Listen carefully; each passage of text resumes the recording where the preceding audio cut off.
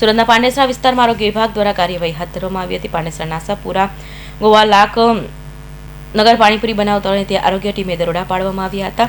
પાંડેસરા કૃષ્ણનગરમાંથી 10 જેટલા પાણીપુરી બનાવવાને ત્યાં આરોગ્ય ટીમ દ્વારા દરોડા પાડ્યા હતા અને ત્યાંથી બટાકા તેલ સહિત સામગ્રીનો જથ્થો જપ્ત કર્યો હતો। સાથે ખરાબ બટાકા તેલ સહિત ચીજ વસ્તુઓનો નાશ કરવામાં આવ્યો હતો।